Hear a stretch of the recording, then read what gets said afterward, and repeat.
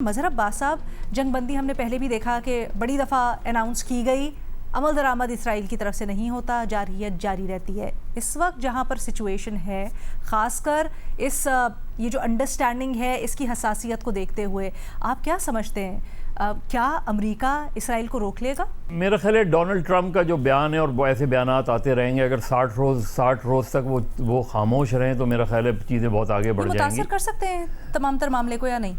वो पास दैट देखिए, बहुत सीधी सी बात है कि अमेरिका डोनाल्ड ट्रंप को दुनिया में इस एम्बैरसमेंट का सामना करना पड़ रहा है कि ये जंग में गए क्यों थे। इस एम्बैरसमेंट का सामना करना पड़ रहा है कि भाई जंग तो ईरान जीता है, आप कहाँ से जंग जीते हैं, आपने क्या अचीव किया ईरान से। अब वो अपने दावे करते रहते हैं, वो करते रहेंगे इसी तरह। दूसरी अच्छी डेवलपमेंट है कि इजराइल और हिजबुल्लाह के दरमियान जंगबंदी हो गई है। चीज़ें आगे बढ़ेंगी। नहीं कह सकता कि इजराइल के बारे में अमेरिकन की पॉलिसी में कोई शिफ्ट आएगी, कोई मेजर शिफ्ट आएगी। आई डाउट कि कोई मेजर शिफ्ट आएगी। लेकिन हम अगर अपने मुल्क में देख लें, जो ज़ाहिर हमारा एक बड़ा इंपॉर्टेंट रोल था, तो अभी आज जो प्राइम मिनिस्टर ने ऐलान किया है, पेट्रोल की कीमतों में कमी आई है, बहुत हद तक, काफ़ी हद तक नीचे आया, और क्लेम ये है प्राइम मिनिस्टर का कि 300 रुपये से नीचे तक आएगी। लेकिन जो कीमतें, इस पेट्रोल की कीमतें बढ़ने के नतीजे में जो 200-200%, 300-300% बढ़ी हैं, क्या प्राइम मिनिस्टर और प्रोविंशियल गवर्नमेंट उन कीमतों को नीचे लाने के लिए अपना रोल प्ले करेगी? अगर नहीं करती तो एक आम आदमी को इसका क्या फ़ायदा होगा, क्योंकि वो कीमतें तो अपनी जगह मौजूद हैं, वो तो उस सतह पर हैं जब 400-500 लीटर पेट्रोल बढ़ गया था। तो आज क्या उस सतह पे वापस लाए जाएंगे? ये गवर्नमेंट का सबसे बड़ा चैलेंज होगा। जहाँ तक देखिए, मुज़ाकरात जो मुलतवी हुए हैं स्विट्ज़रलैंड, मेरे ख्याल में जब साइन हो गया MOU, तो उसके बाद मुज़ाकरात किस सिलसिले में होते? तो मेरा ख्याल है इस चीज़ को क्यों हुआ ये, या तो वहाँ पहुँचकर ये डील होती और वहाँ साइन होता, साइनिंग सेरेमनी होती, क्योंकि अदरवाइज़ कोई लॉजिक नज़र नहीं आ रही थी कि साइन का तो आगे सारी दुनिया में चल गई खबर और सब ने अपने अपनी मुल्कों में रह के साइन कर लिया। लेकिन उसके बाद जब वहाँ जाते, कोई भी जाते, क्या सेक्रेटरी लेवल पे जाते, किसी लेवल पे, तो उसका कोई रेलेवेंस, क्योंकि मुज़ाकरात शुरू नहीं होने थे, तो इसलिए उसकी कोई रेलेवेंस नज़र नहीं आ रही थी। हाँ, अब जब मुज़ाकरात शुरू होंगे और चीज़ें आगे बढ़ेंगी तो ऐन मुमकिन है कि किसी स्टेज पर यह भी हो जाए।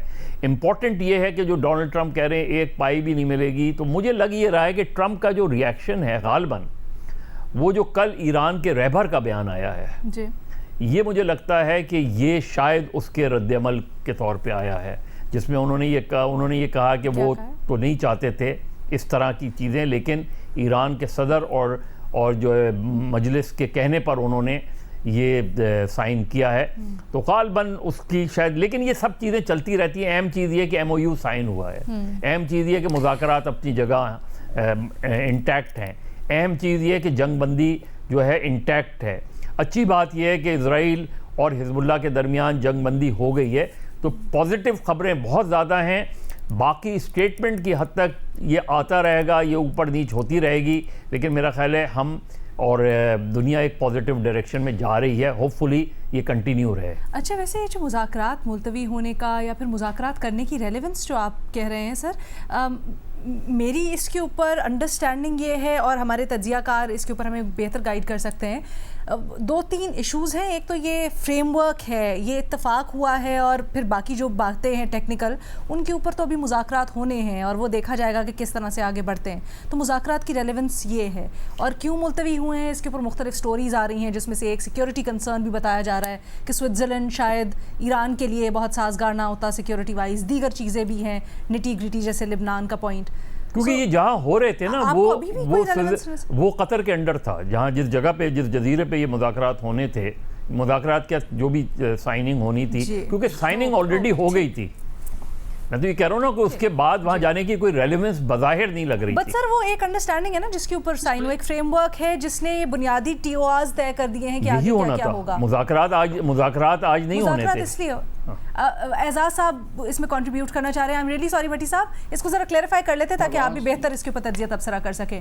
जी अलीना, मैं सिर्फ एक चीज ऐड करूंगा, वो ये कि देखिए ईरानी आज से कमोबेश 3 हफ्ते पहले मेरी जो ईरानियों से बात हुई थी, उन्होंने बड़ा क्लियरली बताया था, और मैंने टॉक शॉप में भी और आपके यहाँ पे भी बताया था कि देखिए ईरानी, एक बात तो ये है कि जहाँ पे भी होगा उसकी मेजबानी पाकिस्तान करेगा, पाकिस्तान की टेरिटरी उसकी मेजबान होगी। ठीक है। दूसरी बात जो उन्होंने बड़ी अहम बताई थी, उन्होंने कहा था कि हम कभी भी नहीं चाहेंगे कि अमेरिकी सदर के साथ किसी एक तकरीब में हो या अमेरिकी हुकाम के साथ एक तकरीब में हो, वहां पर साइन करें। वजह क्या है?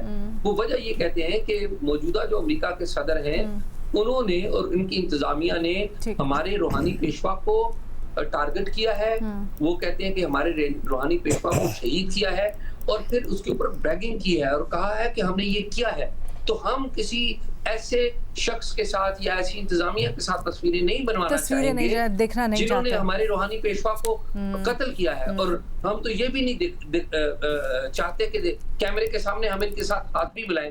आल्दो जब ये इस्लामाबाद में आए थे, इस्लामाबाद में मुज़ाकरात हुए थे दोनों के, तो दोनों फ्रीकैन पहले इनिशियली तो अलग अलग बैठे रहे थे, फिर जब ये मिले तो शेक हैंड इनके दरमियान हुआ था।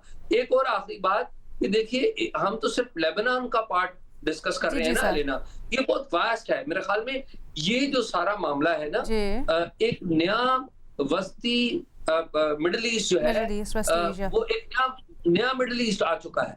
अब इस मिडिल ईस्ट में जो मुल्क ईरान को टारगेट करता रहा है, मेरे ख्याल में उसके साथ जो डीलिंग है या उसके साथ मुख्तलिफ होगी।